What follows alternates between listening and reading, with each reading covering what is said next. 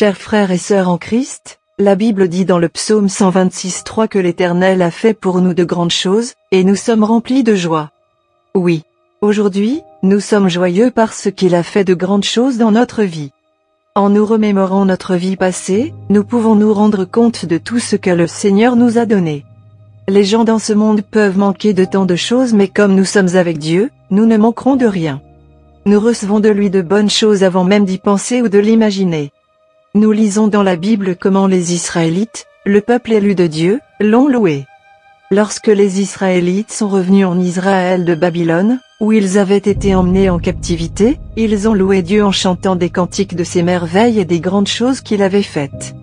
Ils ont dû ressentir que c'était un rêve et c'est pourquoi ils ont loué le Seigneur de tout leur cœur. Le roi David loue aussi toujours le Seigneur comme ceci.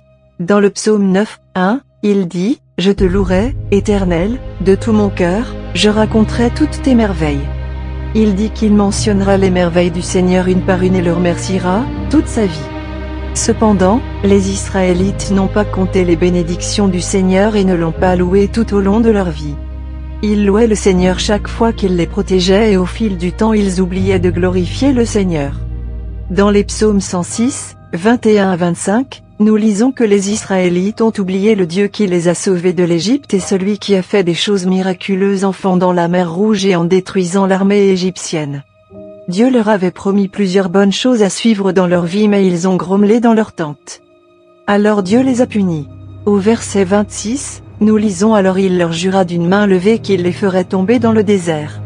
Après cela, ils ne pouvaient pas sortir de leur chute. C'était une situation pathétique à laquelle ils étaient confrontés.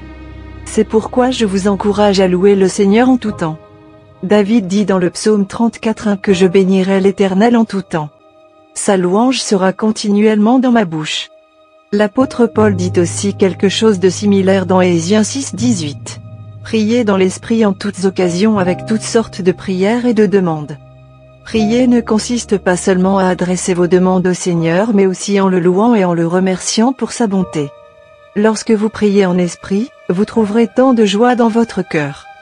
Aujourd'hui, je vous encourage à remercier notre Seigneur dans chaque situation. Que ce soit joyeux ou difficile, remerciez-le de tout votre cœur et il vous conduira gracieusement dans la terre promise. Prions ensemble. Père céleste aimant, je te remercierai toujours et te louerai de tout mon cœur pour les merveilles que tu as faites dans ma vie. Je vais compter vos bénédictions et les nommer une par une. Remplis-moi de ton Esprit Saint afin que je me réjouisse. Pardonne-moi tous mes péchés. Aide-moi à rechercher ta parole et à marcher dans tes voies. Je demande ceci au nom précieux de notre Seigneur et Sauveur Jésus-Christ. Amen. Bien-aimés, vous devrez toujours remercier le Seigneur, quelle que soit votre situation. Dites Amen en commentaire.